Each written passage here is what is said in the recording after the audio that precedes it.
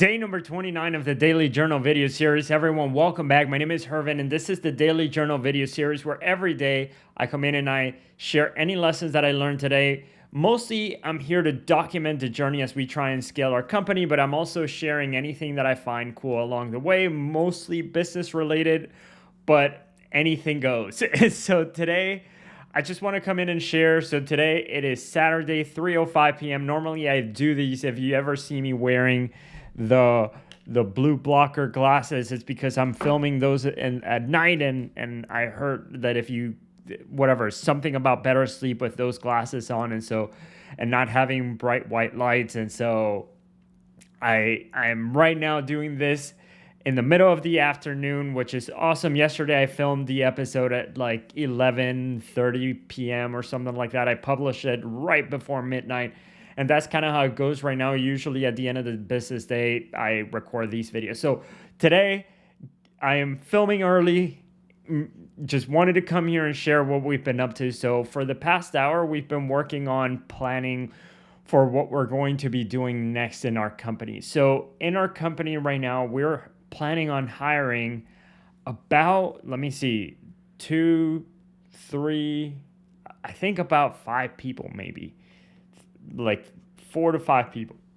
And number one, exciting, which is awesome. So that's going to be really great because that's how understaffed we are, that we need to hire this many people. We have a lot of projects internally in our company that we want to get to that we have not had the time to get to. So normally this is the way it works. So inside our company, we have all of these projects that we want to handle, that we want to do. And then we try and see, okay, who can do them. Normally there's whatever project falls under that person's skill set or department. It's kind of been done in a way where everybody's kind of doing everything. And it's coming to the point where there are specific projects that require very specific skill sets, that require a very type or a very I would say specific personality to be able to do the projects well. Up until now, it's everybody been doing everything because that's kind of how it goes in a small startup. But I think the importance of being able to delegate to the right person who has the right skill sets, who has the personality inclinations to be able to do well in those projects, especially because the projects that we're planning on tackling are very meaningful projects. And so that's important. So we're going to be able to hire people with intentionality here, that we are going to want to look for the specific skills to be able to do those projects. And in the past, it's just been, if there's nobody with the right specific skill sets to do the job, then I sort of been handling those myself. And so the throughput, the amount of things that I'm getting done isn't that much, because as I'm working on projects, I'm also doing the day-to-day. I'm jumping on sales calls. I'm jumping on support calls. I'm handling support tickets. I'm meeting with a team. And so I'm kind of stuck in this world where I'm doing, and I'm also trying to delegate, and I'm tactically in the business, and I'm trying to be strategic, but I don't have the people on the team right now to handle all of the projects that need to be done. We have a lot of ideas. If you were to see our ideas board inside our ClickUp, there is a ton of ideas. There's a lot that needs to be done. And in the past, I'm like, okay, wow, this feels like these projects are going to be 3 years down the line because there's no way that I'm going to be able to get to them. And I literally thought that way. There's no way that I am going to be able to get to them. And that's the wrong way to think about things. Instead, I've been trying to think about what is the highest leverage thing I could do. And a lot of the ideas in that ideas board there are very high leverage activities. So like, for example, you create one tutorial that is good, and that could be seen hundreds of times by our clients. That could be seen by our clients multiple times. That is time that I'm not having to jump on a support ticket by creating one good tutorial. So in my head, I'm like, that is a high leverage activity.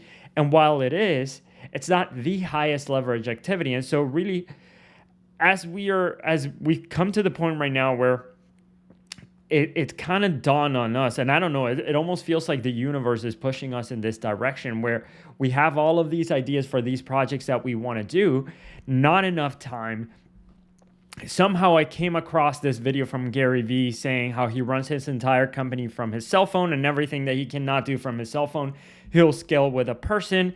And then seeing how, just overall, I think like everything is coalescing into this lesson that in order for me to be more effective, so I've been asking myself, what would be, so Gary runs his whole business from his cell phone. What would that be for me? What is the highest leverage thing that I can do? And I think that's ultimately what I'm asking. It's like, the highest leverage thing that Gary Vee could be doing is like creating content from his cell phone and being on his phone, answering to comments and figuring out, just like watching videos on his phone and so on. Or taking meetings from his phone. Whereas like for me, what is that? It's that same idea of like, what is the highest leverage thing that I can be doing? And for me, I'm very good at seeing the big picture. And then I know I'm also good at like details and like diving into creating the content and filming the tutorials, and I'm good at explaining. And so these are things, and I don't say that to brag. I just feel like these are things that I have strengths in because I was a teacher for so many years. I have been building automations for the past 4 years. So because those are things that I'm really good at, it's been hard to delegate, and it's almost been like part of me also enjoys certain, like doing some of those things. Or like when it comes to the marketing, it's been like, okay, well, nobody knows how to write copy and nobody knows our clients better than I do, so let me just do that.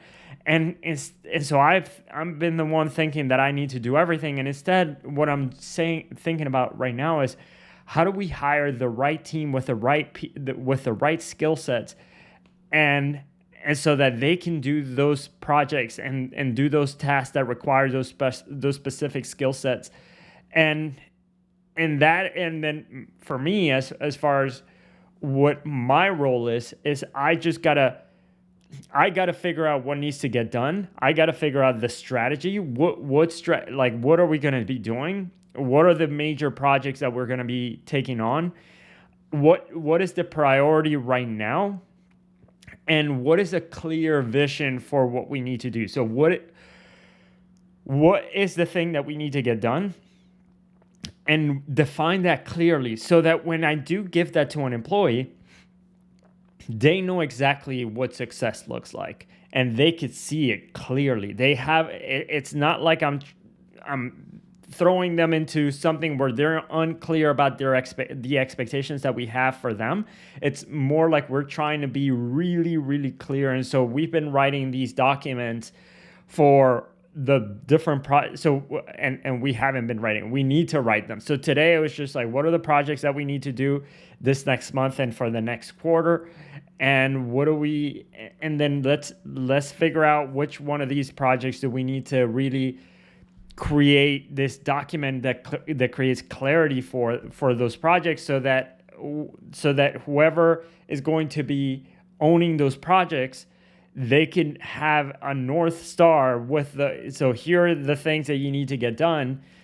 And it could be really laid out step by step, or at least very clear vision of what needs to get done and what success looks like. What are the metrics that go around it? And so I am realizing now that my role as a visionary in the company is to keep stepping back, bringing in the right people, getting a good hiring process together, and putting together the test so that we can hire and find the right people with the skill sets that we want, identifying what are the skill sets that are required for a specific project or task, having clarity around what those projects or tasks are going to be like, and then being extremely clear about what success looks like for those, and then delegating that to the team. And then as they're going through those projects, being able to sit with them and then being able to coach them on being successful with those projects, being able to see if they need my feedback, if they need my input, if they're on the right track, if they need to course correct. And so for me, it's the understanding that I need to be more setting the vision, setting the standards, creating a crystal clear vision for our employees so that they can then go and execute. And so once you know where you're going and what success looks like, it's a lot easier to go ahead and do that, as opposed to bringing in somebody on board where they don't know. And that we've made that mistake in the past where we brought in people on board. They had no clue what they were going to be working on. I had no clue. I'm just like, you're here to just sort of observe me, and then you're kind of trying to figure out what needs to get done out of this. I wasn't clear as to what their main role what was priority inside our company, what are the projects that person needs to get done, what are their daily tasks, what are they going to be responsible for? Nothing. I had no clue as to any of that. And so obviously that was a failure on our end, and it ended up being a failure, and ended up being just overall it wasn't good. And so we unfortunately we had to let that person go. They themselves weren't contributing. And we weren't clear, and so mutual here, just overall lack of experience from all parties, and that's what ended up happening. Definitely I am the person that takes the blame for that, because I realized, well, I didn't know then, but I realize now that if you bring in somebody on board without any clarity, surest way for failure is to not have clarity around what you want a person to do. And should you even hire somebody? So the other thing too that we've made a mistake is that we've hired somebody because they seem smart, and they seem smart, they seem fast. We just need somebody like that. I think they're going to be the right fit. And then that's what we thought. It's like, okay, let's just give them the job because they're smart and fast. They'll figure it out. Oh, I don't know what they were going to figure out, because I don't know. They didn't know. Were not clear, and neither were we. And so anyway, actually, they were not clear because we weren't clear. So yeah, so that right there is what we've been working on. So now we have some projects that we need to outline what success looks like for those.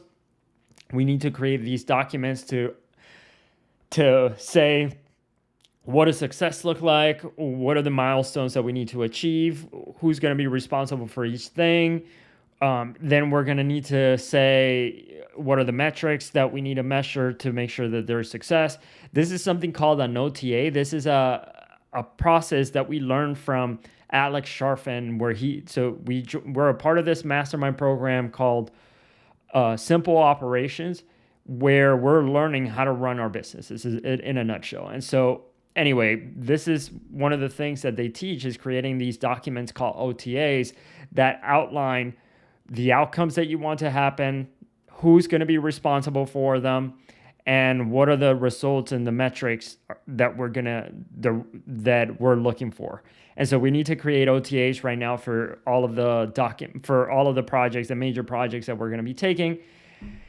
And so anyway, that's kind of where we're at right now. Another thing that I've been thinking about is that we're going to be hiring, 4 to 5 people. And that is also, besides being exciting, and I think that's going to be the right move. And I feel like this is where the universe is pushing us. And I feel like personally, I've asked to be in a position where I can be a leader, where I can become a better leader. Since I was really young, I thought to myself, wait, what makes leaders? What is a good leader? And I feel like now I get to be in a position where I am going to need to exercise this skill set of being a leader. And what that means is being a leader, there isn't one skill called leadership. It's a bunch of little skills. So it's like communicating the vision, being clear, providing feedback, providing coaching. There is the making sure that everybody is understanding the vision, being there for the team. I mean, there's a lot of things that running the way we run the meetings, the way I show up, like there's a lot of different mini skills that all come together to say that you can call them leadership, for example. And so I'm learning what those are. And right now I feel like with hiring 4 to 5 more people, our team is going to grow we're going to end up being a team of 9 to 10 people, which is insane. I never thought I would have a team of 10 people. It just makes me feel that so number one, things are going to be moving a lot faster. And so potentially there are things that are going to be falling through the cracks. It's going to be a little bit messy at first. I know that it takes time for people to learn how to work together, especially right now that we have a team that is all online and it's all remote. And so us coming together, developing a feeling of teamwork, and so yeah, it's just overall something that I've been thinking about is the fact that we as leaders, so Juan and I as leaders, are going to have to step up and learn and really learn. So we're kind of throwing ourselves in the deep end and just going to have to figure it out. I know it's going to take about 20 hours before and a lot of mistakes before I start to get some sort of hang of it, and 100 hours before I am any good. And so, or even starting to be good at it. And so it's going to be a little bit painful, I think, at first. So I'm not looking forward to making mistakes. Definitely not. I even just thought about it there. It's like, where I gave somebody the wrong instruction, or things are falling through the cracks, or people aren't doing what they're supposed to, or something. And so, those are kind of the worst case scenarios that I have in my head. And so I'm trying to think about those and how can I avoid them, and just really try and be the best leader that I can. But that means that I'm going to have to learn, and I'm going to have to step up to the plate really quickly. I'm going to have to level up as a leader. I'm going to have to, the only thing that's saving me is that I know the people that we're going to be hiring are really smart. So at least on that end, I feel confident. But yeah, we're going to need to be good at coaching people, good at giving them direction, me not avoiding the temptation of diving into the tactical and do things myself, and instead empowering the team to do their work. And I don't think I'm going to have the time to do the tactical work. So that's going to be good. The fact that we're hiring and onboarding so many people at once means that I am not going to be able to take time to do the tactical work. Instead, I'm going to have to get really good at delegation, which is a skill set that I've been wanting to work on. And so we're definitely putting ourselves in that position to be able to do that. So yeah, that's where we're at right now. I know with this new team that we're going to be hiring, we're hiring intentionally we're looking for specific skill sets for each role so that they can handle certain parts of the business. And with that, it means that we're going to be able to move faster. We're going to get to our goals sooner. So we're shooting for greatness here, and I am super excited to be able to do that. And normally I'm an optimistic person, so while I know potentially things can go wrong, I'm just excited for the things that are going to go right, because I know that we're going to be able to move really fast and just start moving in the direction that we want to move into anyway. We're going to be moving there faster. And so that's my update for today. Thank you all so much for listening. If you are enjoying these updates, make sure that you subscribe to the YouTube channel, and I will see you all tomorrow. Bye.